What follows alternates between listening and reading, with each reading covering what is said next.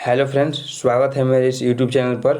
आज हम करने वाले हैं क्लास 12 चैप्टर 1 फिजिक्स का वैद्युत आवेश तथा क्षेत्र, इलेक्ट्रिक फील्ड्स एंड चार्ज का हम लोग इम्पोर्टेंट ऑब्जेक्टिव क्वेश्चंस करने वाले हैं। तो वीडियो में बने रहिए और हम लोग शुरू करते हैं। वीडियो को स्टार्ट करते हैं। क्वेश्चन नंबर 1 लिखा है। क्वेश्चन नंबर 1, किसी वस्तु पर आवेश की न्यूनतम मात्रा नहीं हो सकती। किसी भी वस्तु पर आवेश की वह मात्रा बताइए, न्यूनतम मात्रा बताइए जिससे वह कम नहीं हो सकती। तो ऑप्शन यहाँ पे दे दिया है। ऑप्शन यहाँ पे दिया हुआ है, यहाँ पे यहाँ पे ऑप्शन है। ऑप्शन दिया हुआ है 1.6 into 10⁻⁻19 coulomb, 3 into 10⁻⁻19 coulomb, 4.8 into 10⁻⁻19 coulomb या 1 कूलम्ब। इसका जो ऑप्शन नंबर 1 हो जाएगा सही हो जाएगा। 1.6 इंटू 10⁻⁻19 कूलम्ब से किसी भी वस्तु पर आवेश कम नहीं होता है। ये थ्योरी आप लोगों ने क्वांटीकरण का सिद्धांत में पढ़ा होगा, आवेशों के क्वांटीकरण के सिद्धांत में। और यहाँ पे और क्लियर हो जाएगा। तो आगे की तरफ बढ़ते हैं। अगला क्वेश्चन, यहाँ पे आंसर भी नीचे हमने लिख चुका है, आपको आसानी से दिख जाए। और यहाँ पे अगले क्वेश्चन की तरफ बढ़ते हैं। और यहाँ पे सबसे पहले क्वेश्चन आप लोग देख लीजिए। लिखा है कि दो वैद्युत क्षेत्र एक दूसरे को किस कोण पर काटती है।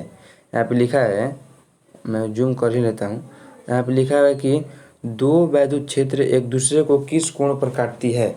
तो ऑप्शन नंबर ए है 90 डिग्री, 45 डिग्री, 30 डिग्री एक कभी नहीं काटती। तो याद रखिएगा, दो वैद्युत क्षेत्र रेखाएँ जो होती हैं एक दूसरे को कभी नहीं काटती। और उसका एक्सप्लेनेशन मैं कर देता हूँ, देखिए कैसे।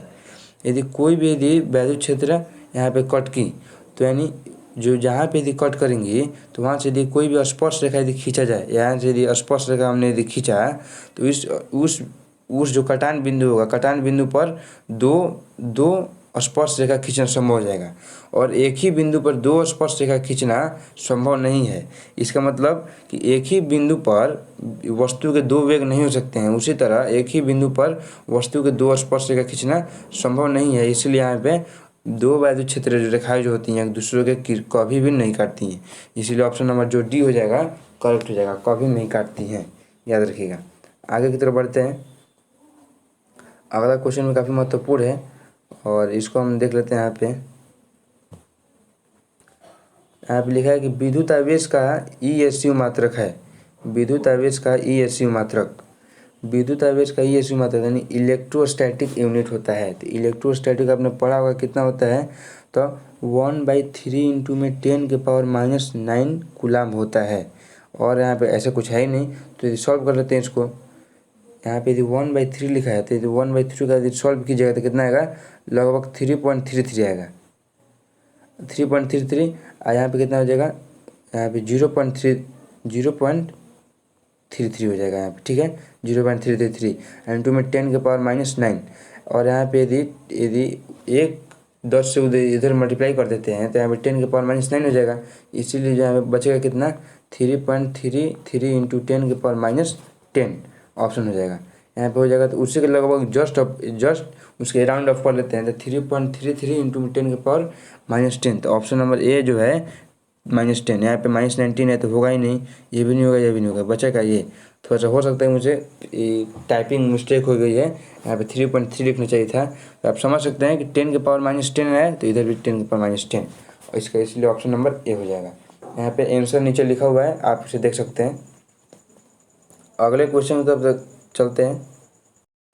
अगले क्वेश्चन की तरफ बढ़ते हैं। यहाँ पे लिखा है कि स्थिर वैद्युत क्षेत्र होता है।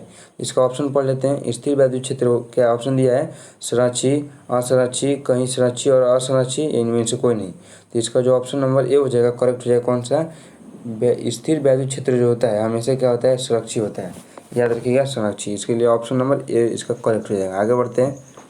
अब देखिए यहाँ पे लिखा है कि एक ही पदार्थ के दो गोले हैं। एक ही पदार्थ के दो गोले हैं, ठीक है। यानी यहाँ पे मैं इसको सही कर लूँ।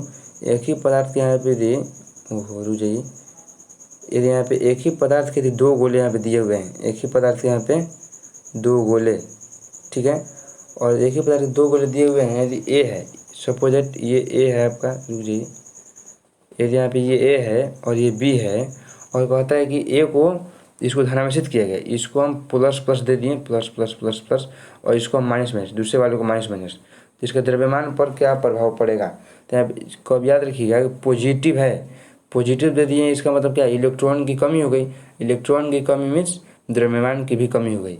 ए में क्या हो जाएगा, ए में क्या हो जाएगा, द्रव्यमान की कमी, और बी में क्या हो जाएगा, द्रव्यमान की अधिकता। तो हमें ऑप्शन भी पढ़ लेते हैं यहाँ पे।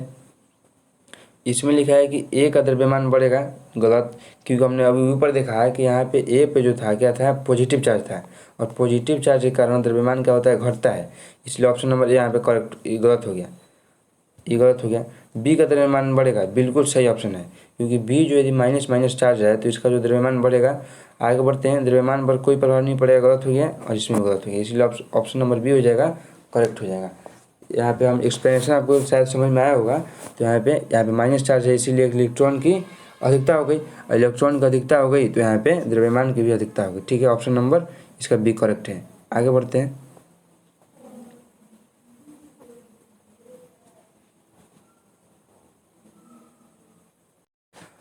अगला क्वेश्चन यहाँ पे कहता है कि इलेक्ट्रॉन का विशिष्ट आवेश होता है।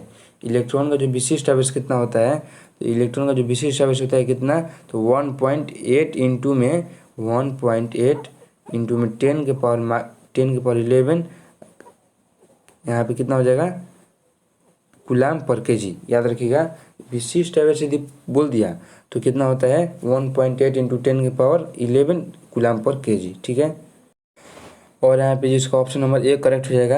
यदि आप चाहते हैं कि मैं इसको एक्सप्लेन करूँ तो एक्सप्लेन कर देता हूँ। देखिए यहाँ पे लिख, आप भी एक्सप्लेन कर सकते हैं। यहाँ पे लिखा है कूलाम पर केजी, कूलाम पर केजी, इसका मतलब कूलाम इसका होता है इलेक्ट्रॉन का आवेश, यानी 1.6 इंटू 10 के पावर -19 अपन में कितना हो गया, केजी, यानी इसका मतलब इलेक्ट्रॉन का द्रव्यमान तो कितना होता है, वो 9.1 इंटू 10 के पावर -31।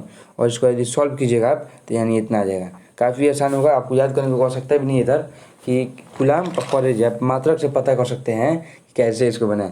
आगे की तरफ बढ़ते हैं, और आप देख सकते हैं ऑप्शन आंसर ए लिखा है। ये बहुत ही इंपॉर्टेंट क्वेश्चन है और काफ़ी कंफ्यूज भी करता है लोगों को। अब लिखा है कि डिवाई मात्रक है, डिवाई किसका मात्रक होता है, आवेश का नहीं होता है, विभव का भी नहीं होता है, ये विद्युत द्विध्रुव आघूर्ण का होता है। याद रखिए, विद्युत द्विध्रुव आघूर्ण का सीजीएस पद्धति का ये मात्रक है। कैसा है, सीजीएस पद्धति का जो मात्रक है डिवाई होता है, डिवाई। और इसका सीजीएस पद्धति का मात्रक है। ऑप्शन नंबर सी करेक्ट हो जाएगा। और कमेंट करके बताइएगा कि विद्युत द्विध्रुव आघूर्ण का एमकेएस पद्धति का मात्रक हमको कमेंट करके बताइएगा। यदि आपको पता हो तो बता दीजिएगा, एमकेएस पद्धति का मात्रक। और ये डिवाई किसका है, तो डिवाई विद्युत द्विध्रुव आघूर्ण का सीजीएस मात्रक है। आगे बढ़ते हैं, आगे की तरफ बढ़ते हैं। यहाँ पे लिखा है कि एक आवेशित चालक की सतह पर बिंदु का जो बिंदु होता है आवेशित क्षेत्र के तीव्रता के, यदि कोई भी चालक है, आवेशित चालक है, ये चालक है, तो ये जो क्षेत्र रेखाएं जो होती हैं वैद्युत क्षेत्र तीव्रता किधर होती है, तो याद रखिएगा कोई भी क्या होता है, लंबवत होता है। या इसके वैद्युत क्षेत्र की प्रॉपर्टीज है। देखिए रुकिए मैं बता देता हूँ। वायु क्षेत्र की प्रॉपर्टी है कि यदि बंद वक्र का यदि पृष्ठ आता है तो उस पर जो भी वायु क्षेत्र जो रेखाएं होंगी हमेशा कैसे बनेंगी, हमेशा इसकी लंबवत होती है। हमेशा किसके होते हैं, लंबवत होती हैं। इसीलिए हमेशा इसे क्या होती है, लंबवत होती हैं। इसका ऑप्शन नंबर जो बी हो जाएगा करेक्ट हो जाएगा, सतह के लंबवत। और यहाँ पे क्वेश्चन में जूम कर देता हूँ, आपको साफ साफ समझ में है, सतह के लंबवत होती है, ऑप्शन नंबर बी। आगे की तरफ बढ़ते हैं। आगे यहाँ पे लिखा है, और यहाँ पे देखते हैं अगला क्वेश्चन, एक कूलाम आवेश बराबर होता है, स्टेट कूलाम में दिया था। आपको पता है कि एक स्टेट कूलाम बराबर कितना होता है, 1/3 इंटू में 10 के पावर 9, 10 के पावर कितना होता है, -9। और इसी को यदि हम इसी को यदि 1/3 इंटू 10 के पावर -9 कूलाम होता है, इसी को यदि हम जस्ट उल्टा कर दें तो 1 कूलाम बराबर कितना हो जाएगा, तो आप उसका उल्टा करके सॉल्व कर सकते हैं। सॉल्व जब कीजिएगा तो कितना आएगा, 3 इंटू 10 के पावर 9 आ जाएगा। कितना आ जाएगा, 3 इंटू 10 के पावर 9। इसको बोल सकते हैं 2.99 या 3 इंटू 10 के पावर 9। ऊपर में हमने बताया था कि वहाँ पे मिस प्रिंट हो गया था, तो वहाँ पे जो 4.78 था, तो आप कंसिडर कर लीजिएगा। यहाँ पे ऑप्शन नंबर इसका एक करेक्ट हो जाएगा। आगे बढ़ते हैं।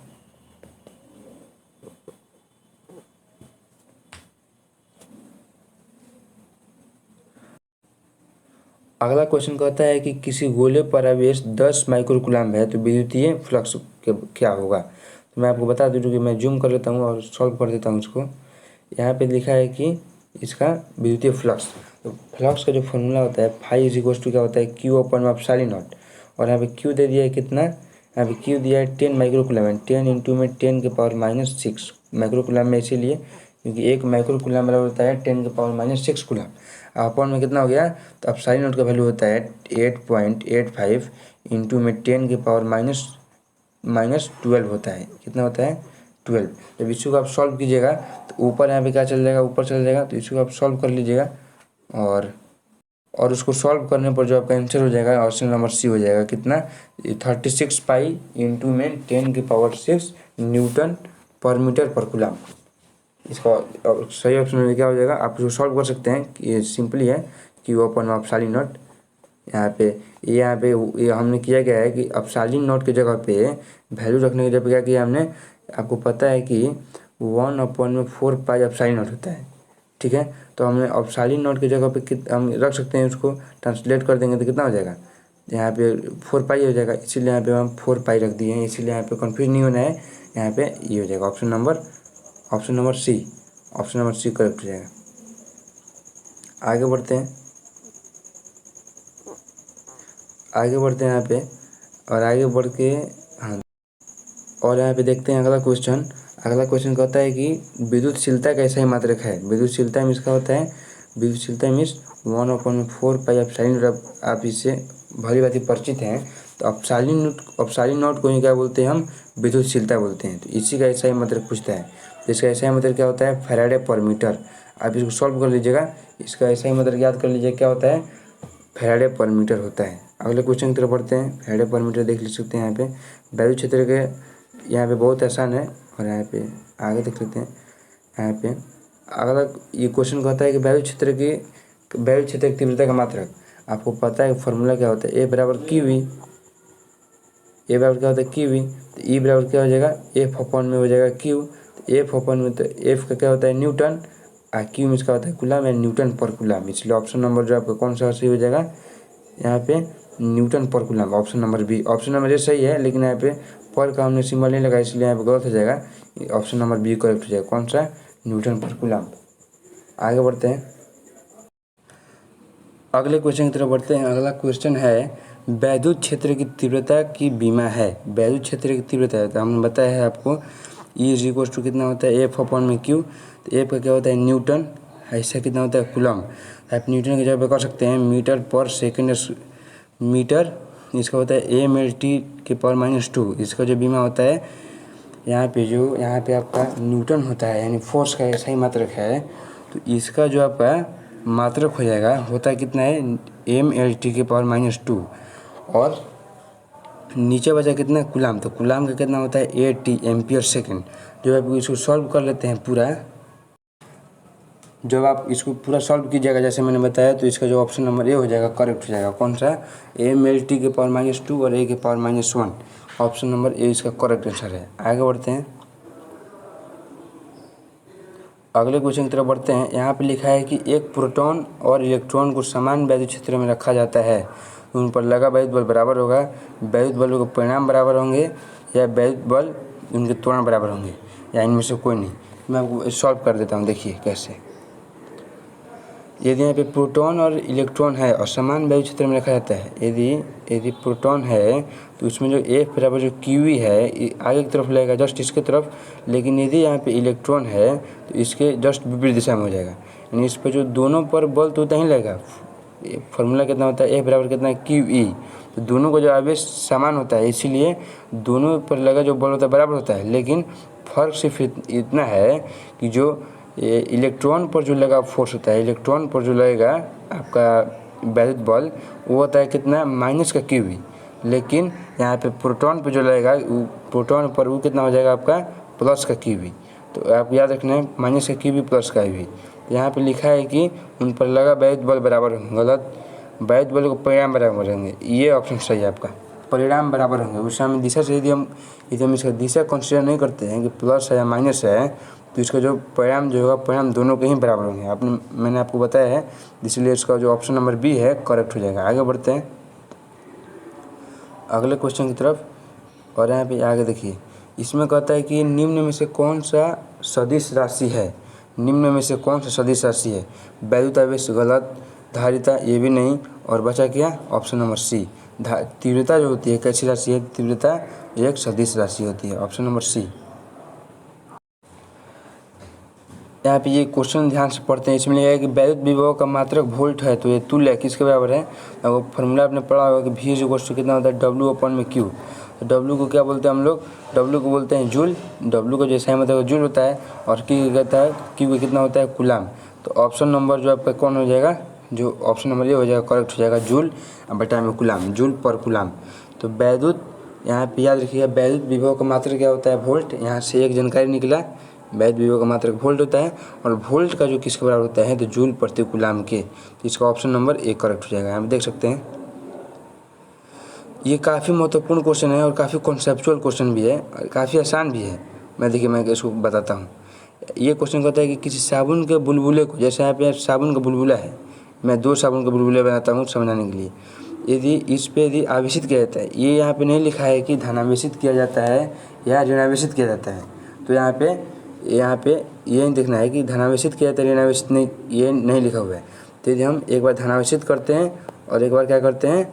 ऋणावेशित करते हैं। ये हो गया केस नंबर 1 हो गया, धनावेशित करते हैं, और केस नंबर 2 हो गया, इसको हम ऋणावेशित कर देंगे। अब देखिए केस नंबर 1 में क्या होता है?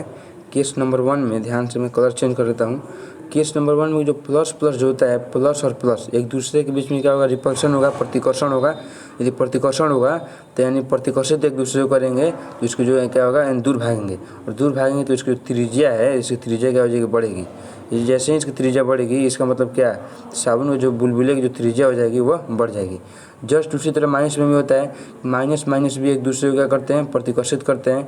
यदि एक दूसरे को प्रतिकर्षित करेंगे, इसकी भी जो त्रिज्या हो जाएगी बढ़ जाएगी। इसके कारण दोनों ही केस में यदि आप लिखता है कि धनावेशित किया जाता है या ऋणावेशित किया जाता है या केवल आवेशित किया जाता है, तीनों केस में क्या होगा?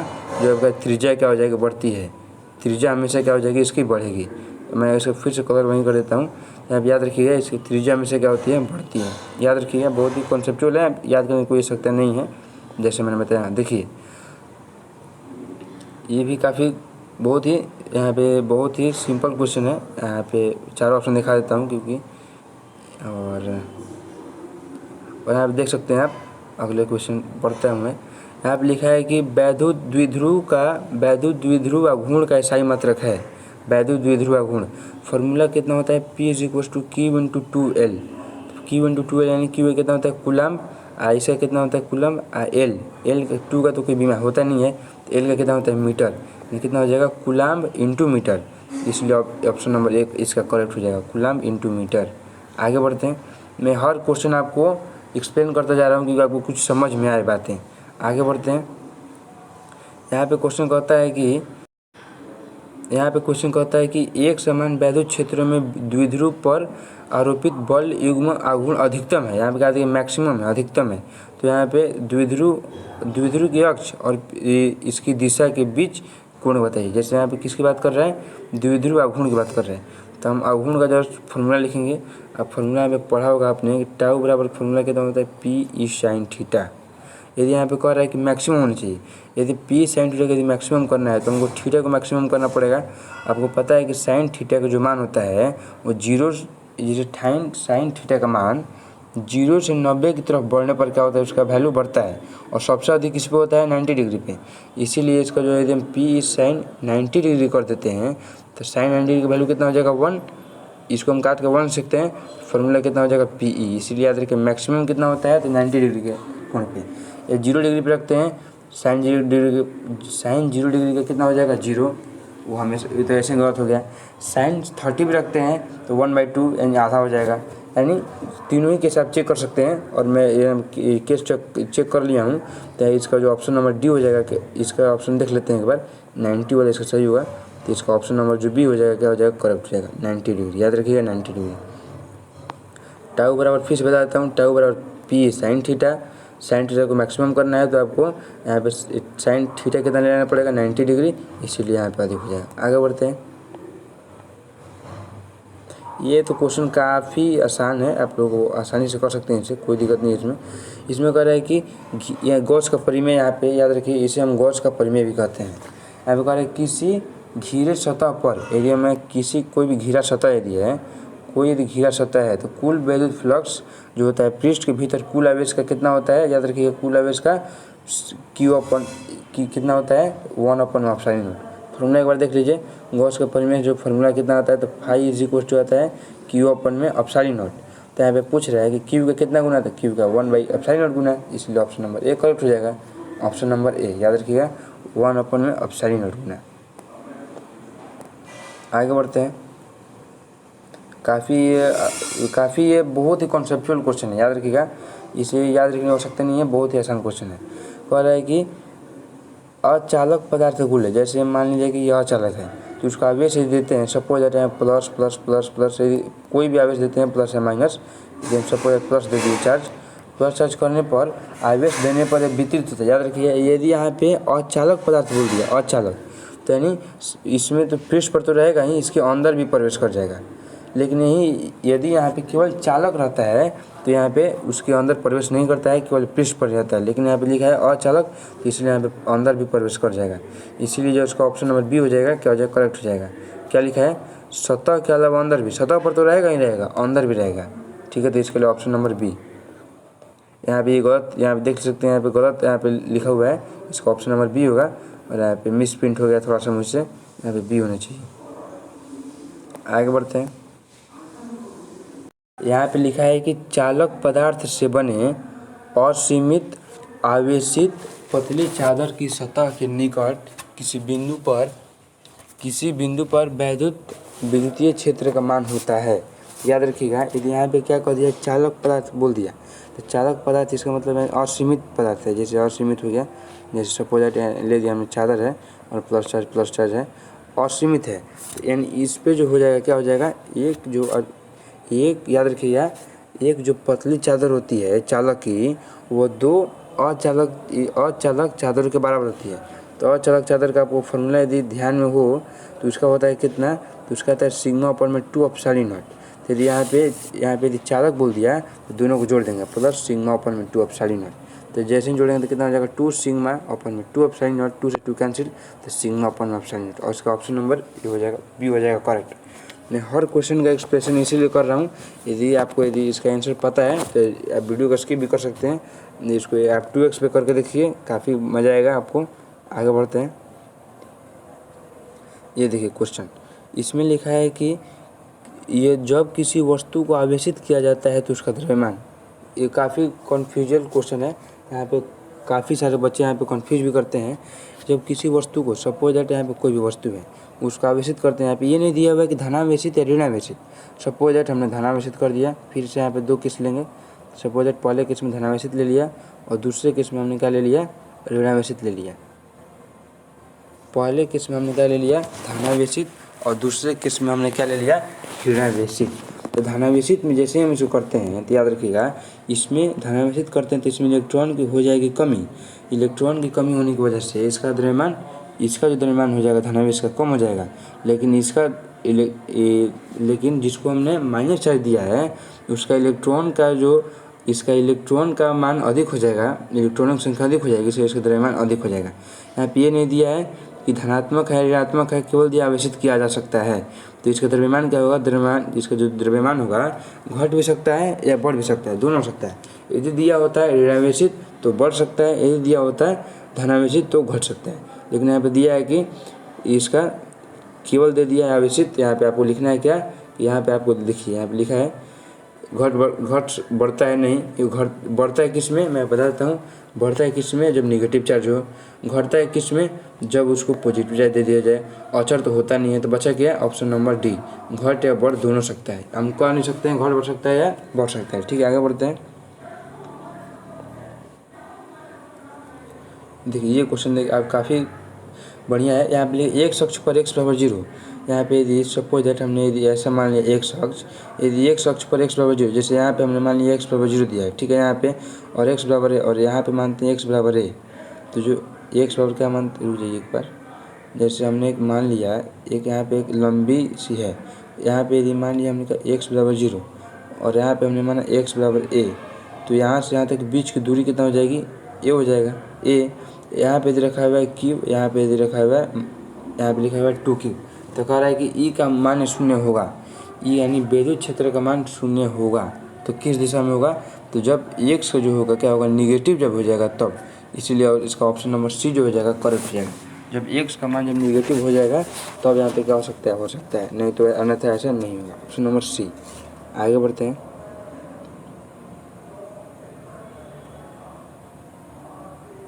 अगला क्वेश्चन कहता है किसी आवेशित खोखले चालक के भीतर वैद्युत क्षेत्र मान।